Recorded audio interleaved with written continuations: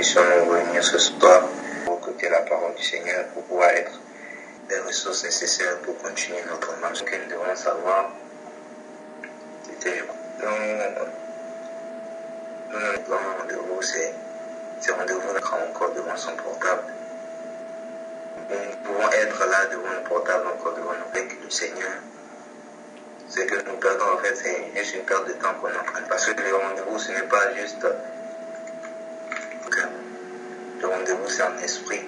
L'esprit de tout notre cœur. C'est là le plus important, c'est de pouvoir être en communion avec lui. Parce que c'est de là que nous pouvons, c'est lui la source.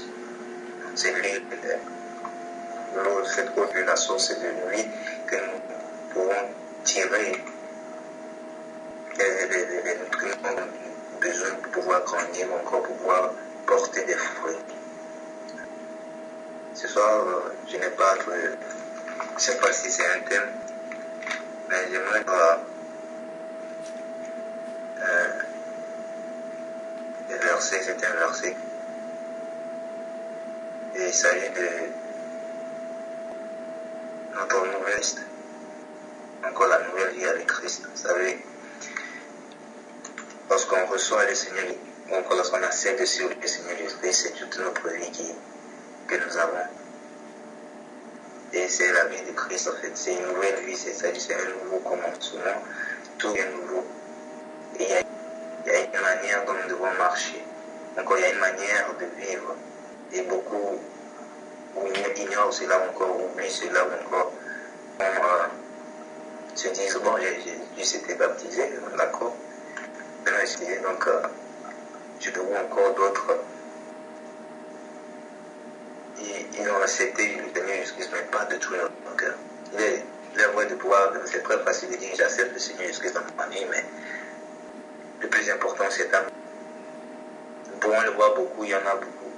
C'est comme on peut la dépense à des hypocrites. Et ces personnes-là que tu vois peut-être dans le monde, encore que tu vois peut-être aller en boîte de nuit, faire les mêmes choses que les gens du monde. Et le dimanche encore lors des réunions, tu les vois également là, ce sont eux qui sont là, qui prient, et quand tu le vois, tu te demandes, tu dis vraiment, il est en communion avec le Seigneur et tout le reste, mais dans son cœur, sa vie ne reflète pas cela. Ses actions, ce qu'il fait en dehors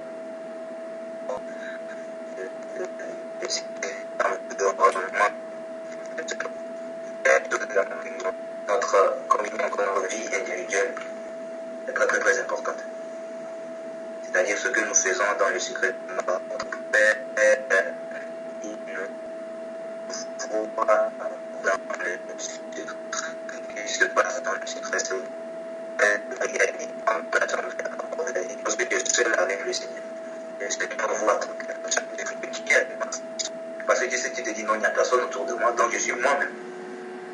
Et c'est là où maintenant on voit si tu es vraiment avec lui ou pas. Donc notre vie individuelle, c'est-à-dire que notre vie individuelle, notre vie spirituelle, individuellement, ce que nous faisons individuellement est important.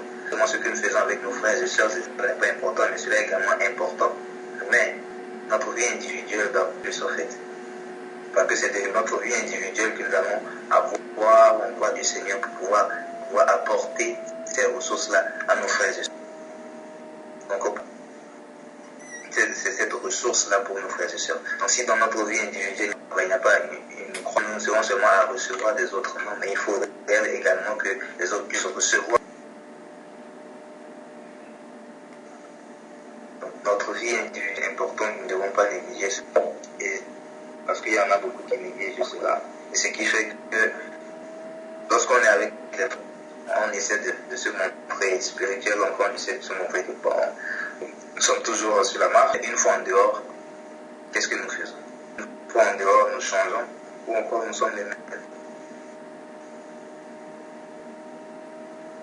Et des fois, tu vois également, nous disait dans l'année passée, lorsque si tu veux voir si une personne est vraiment avec le Seigneur, si elle est vraiment attachée au Seigneur, il faut l'amener en Europe encore. Là, on verra vraiment si cette personne a persévéré ou encore si elle attend. Parce que c'est là où, en fait, à arriver dans cet environnement-là, et s'il s'y plaît, et qu'il n'a pas vraiment, encore il n'a pas réellement de recevoir Christ. Et sans bien le verser, il ne veut pas faire un discours. On prend dans Romains.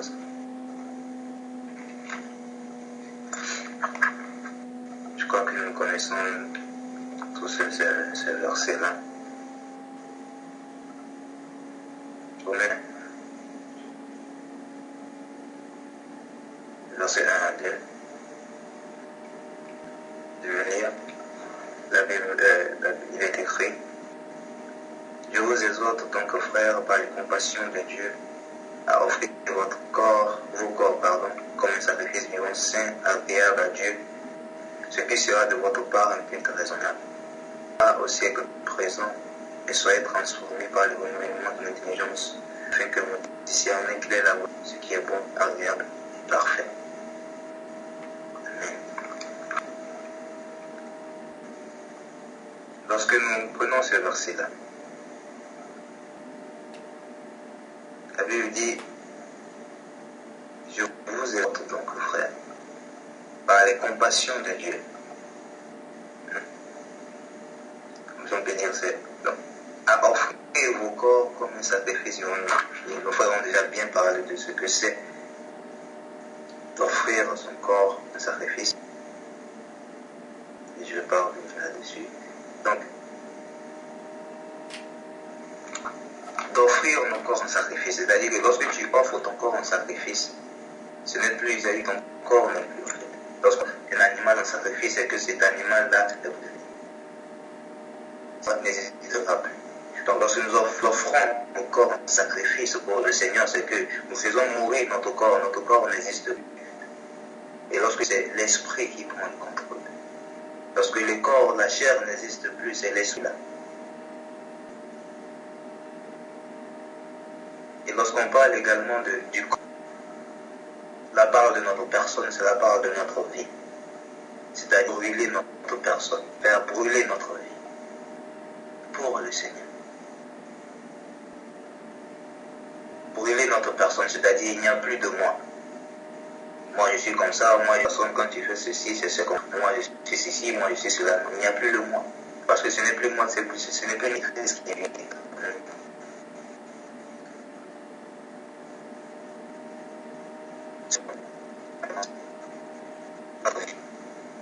Nous n'avons plus de vie, mais la vie de Christ en fait. Voilà ce qui plaît encore, ce qui plaît à Dieu, voilà ce qui plaît. Le culte que nous devons lui offrir. Et le verset 2 continue en disant: de vous présent, mais soyez renouvellement de l'intelligence. Le renouvellement de l'intelligence renouvelée. L'intelligence renouvelée, c'est-à-dire la manière de penser de cette personne est carrément différente. Son intelligence est carrément renouvelée. Et cette intelligence, il n'a plus l'intelligence charnelle, il n'a plus l'intelligence des hommes, mais la celle de ceux qui vivent avec le Père. C'est-à-dire cette intelligence spirituelle, cette intelligence qu'ont les enfants. Et c'est cette chose que nous ne devons pas oublier également lorsque on nous appelle enfants, c'est-à-dire nous avons les caractères encore, si je peux dire ainsi, c'est que c'est lorsqu'on est l'enfant d'une autre personne encore, d'une personne, c'est qu'on voit dans ce qu'il a un trait encore, un caractère du Père. Donc si nous sommes les enfants, nous devons avoir encore, nous avons les caractères concrets de Dieu. Et les traits de Dieu, c'est-à-dire que lorsqu'une personne vit en lui, la manière de penser, c'est comme une personne vraiment qui reflète ce que Dieu. Donc, qui n'ont pas cette intelligence renouvelée, et de rester toujours la même. Même au niveau de l'intelligence, il dit: ne vous conformez pas au siècle. Une fois que nous avons l'intelligence renouvelée, nous voyons les choses de ce monde encore, lorsque cette intelligence encore à courir pour voir encore ce renouveler. Les choses de ce monde ne sont. Il n'y a pas une chose de ce monde à peut-être donner une durée de vie de 3-4 ans. Nous recevons les choses éternelles que nous avons. Là, on ne peut pas chercher du monde, nous devons être Dieu.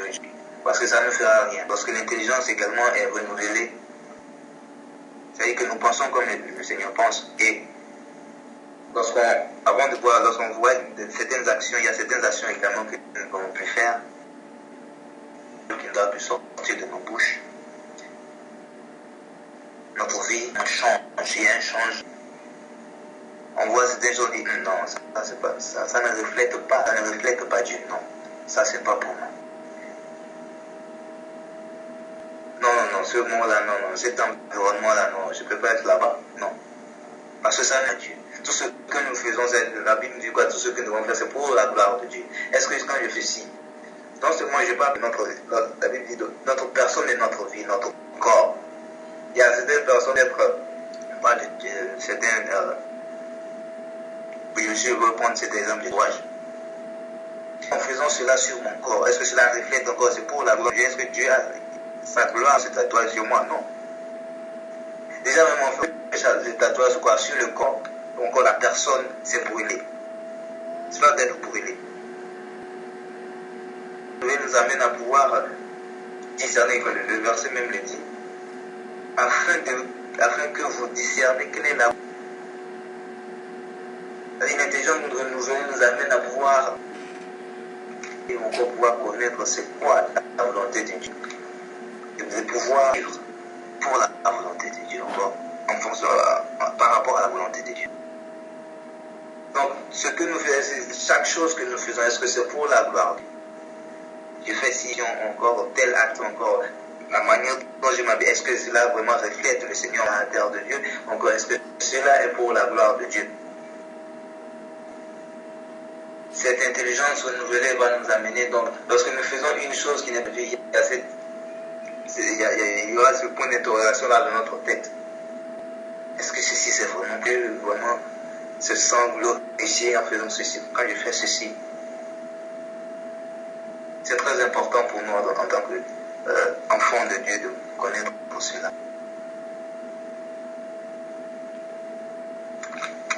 La Bible continue, donc la volonté agréable n'est pas parfaite. Donc toute chose en dehors de la volonté de Dieu n'est pas bonne, pas bien, est imparfait. Parce que seule la Bible nous dit la volonté de Dieu est bon. Ce qui est bon, agréable et parfait. D'abord, non, c'est bon. Non seulement c'est agréable, mais c'est...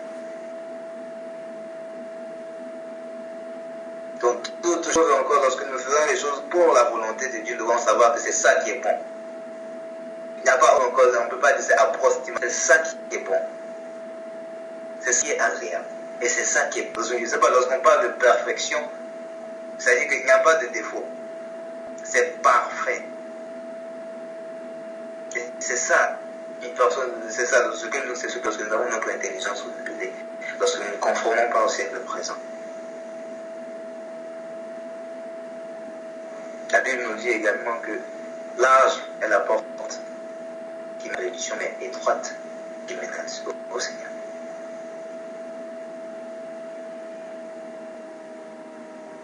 C'est celle qui mène au Seigneur. C'est-à-dire que quoi, c'est par la petite. Le Seigneur, lorsqu'on prend, la Bible parle du grain de sénévé.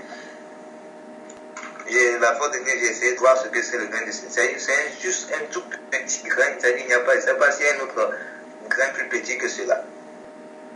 Mais lorsque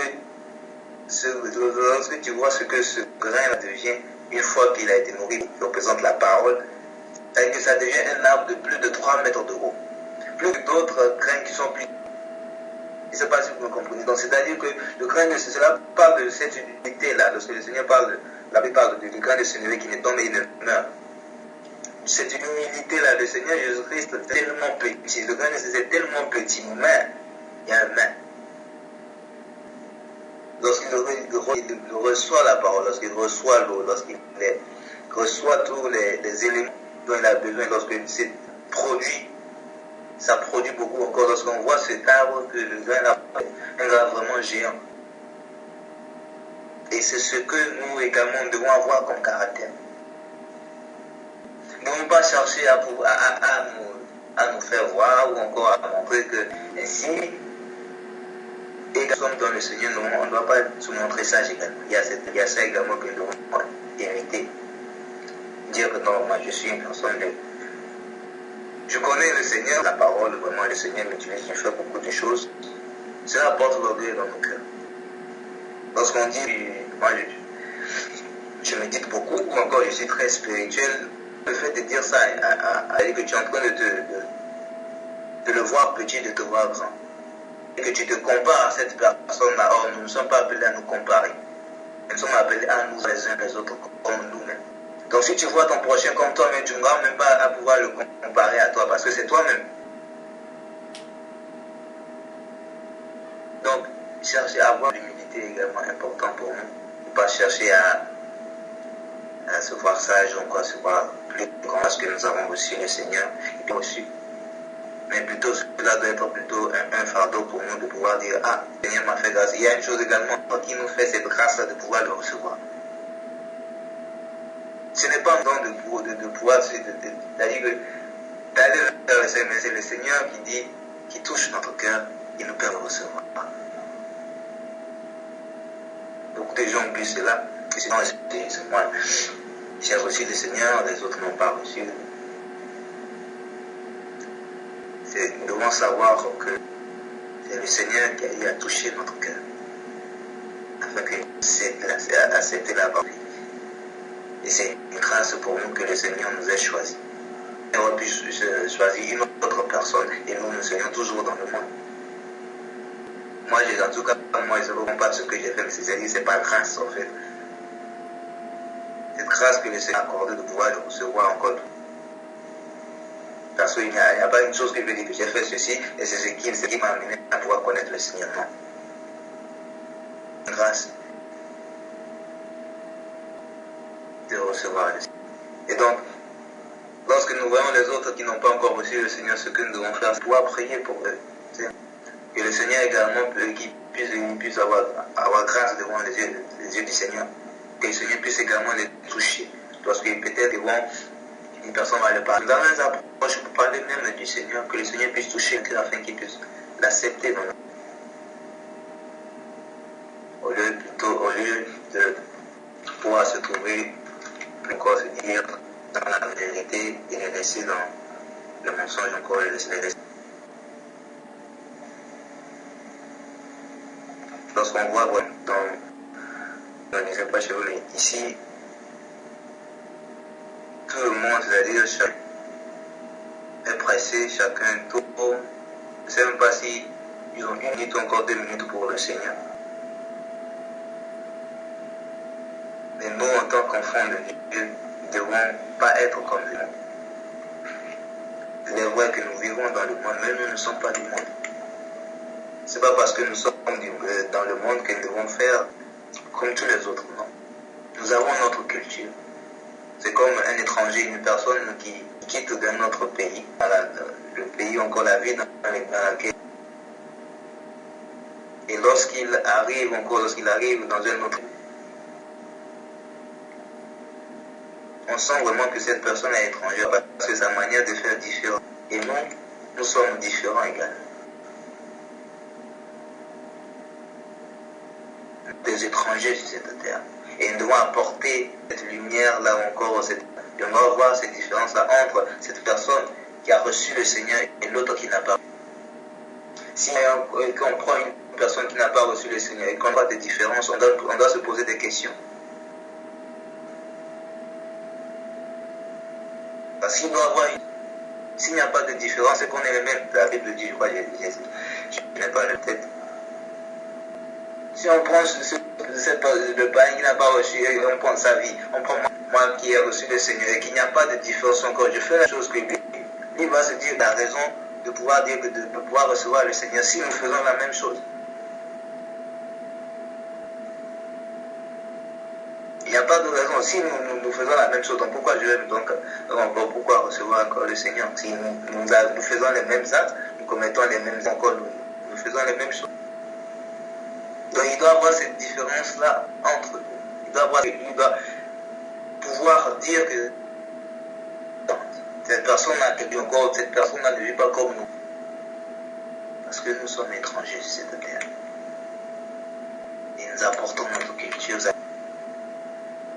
notre notre lumière, notre culture, la manifeste en fait.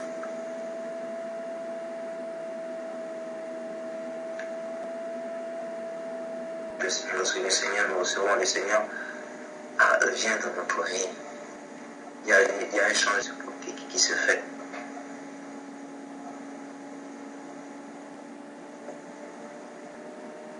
Je crois même, voilà, le verset, Romains 12, le verset 3 même nous dit, parce qu'il m'a été donné, je dis pas de lui-même, une trop haute opinion, mais de revêtir des sentiments modérés à la mesure de foi que Dieu a départi à chacun. De n'avoir pas une trop haute opinion, mais de revêtir des sentiments modestes. Revêtir des sentiments modestes. Ne pas son prochain petit. Minimiser. Dire à là, c'est un parrain. Dire là, il ne connaît pas le Seigneur. Encore dire, oh, viens toujours de connaître le Seigneur. Oh, moi je suis très spirituel. Moi, le Seigneur me parle. Le Seigneur me songe. Pour avoir on a une trop haute opinion de soi-même. Cela n'est pas bon. Cela de l'orgueil. Ça rapporte.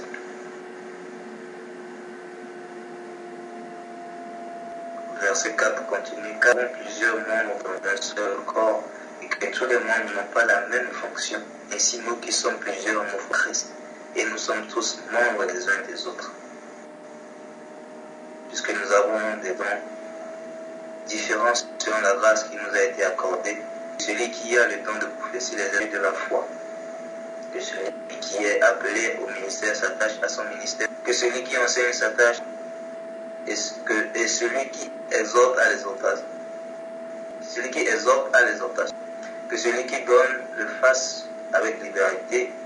Que celui qui dit le fasse avec zèle. Que celui qui miséricorde le fasse avec joie. C'est-à-dire, chacun a fonction. Chacun a été donné une fonction, encore une tâche. Et chacun a été donné une tâche, donc les tâches étant différentes, on ne peut pas se comparer. Moi je fais ceci plus que l'autre.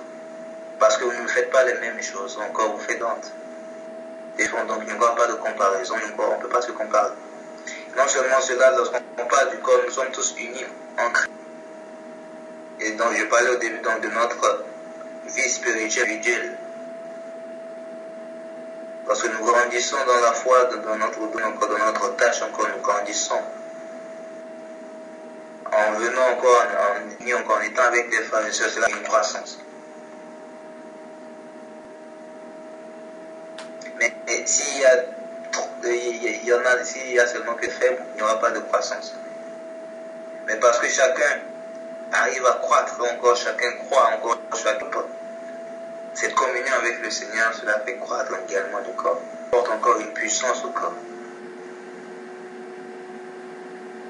Si il faudra revenir à tel frère, à tel, il n'y a pas cette... peut-être pas de décroissance. Lorsque je parle de décroissance, c'est-à-dire lorsqu'une personne s'est arrêtée. Nous savons que nous sommes lorsque nous recevons le Seigneur Jésus-Christ, c'est que nous sommes dans une course pour un trophée. Et dans la course, on court, c'est-à-dire, et lorsque tu t'arrêtes, c'est que les autres sont en train de courir, c'est que toi tu es derrière. Et lorsque tu es derrière, c'est-à-dire tu es en train de décroître encore, tu es en arrière, tu es derrière, les autres sont devant. Ce que je veux dire par là, c'est que dans le Seigneur, encore dans la vie spirituelle également, c'est cela. Nous ne devons pas cesser de croître. Chaque jour, le Seigneur permet que nous puissions retourner la parole de Dieu pour pouvoir nous édifier, pour pouvoir encore nous donner de la force. Mais si encore on se dit, j'ai lu toute la Bible, voire même si tu as pu lire toute la Bible, un seul verset, le Seigneur peut utiliser ce sera d'édifier pendant toutes tes années sur cette terre. Donc, ce n'est pas parce que tu as pu lire toute la Bible que tu vas te dire non, tu as assez d'informations, tu as assez de ressources encore, tu as assez grandi spirituellement pour ne pas retourner vers Allah encore, pour ne pas prier ou encore pour ne pas aller avec les frères et sœurs, encore se réunir avec les frères et sœurs. Non. Une fois qu'on cesse cela, c'est qu'on s'est arrêté. Et lorsqu'on s'est arrêté, les autres sont toujours en train de courir, c'est que nous. Et sans le savoir, lorsque nous nous arrêtons également, nous sommes devant. C'est communion avec les frères et sœurs. Lorsque il n'y a plus personne autour de nous, parce qu'on n'est plus avec le groupe est devant, nous sommes derrière. Il n'y a plus donc cette force-là encore, il n'y a plus donc cette communion avec les frères et sœurs.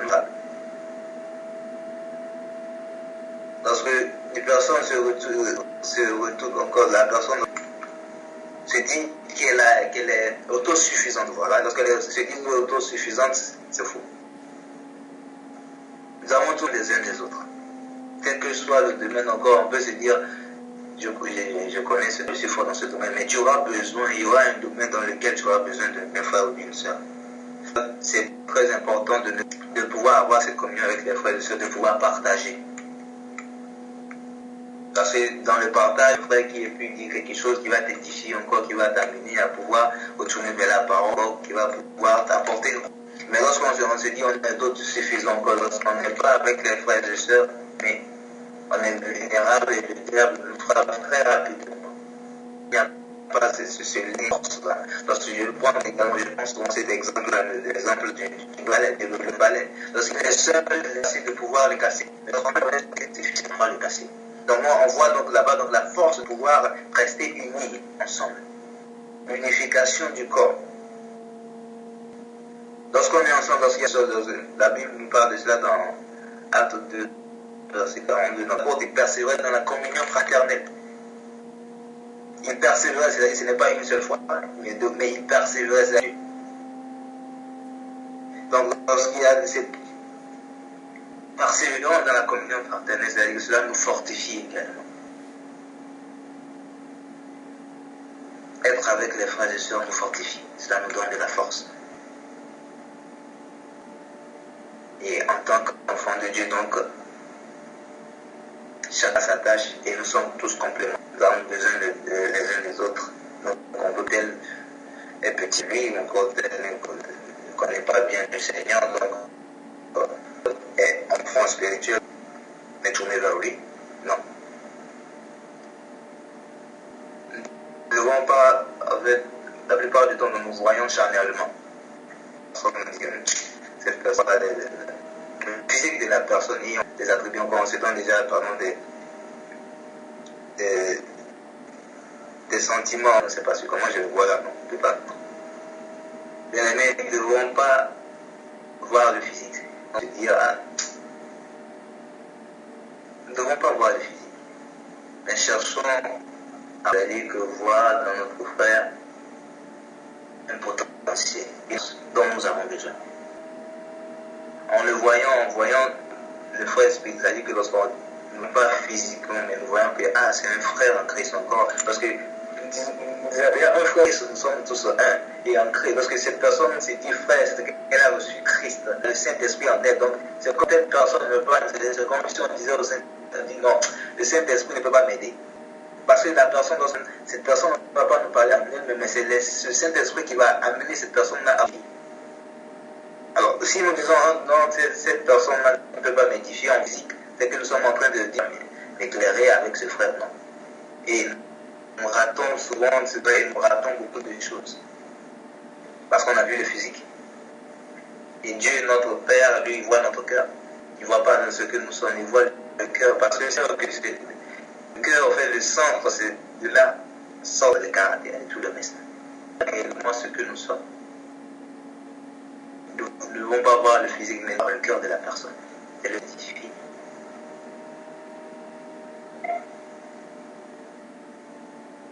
Que Dieu nous bénisse, qu'on va nous arrêter là pour aujourd'hui et je reviens pour tout ce qu'il fait. Amen.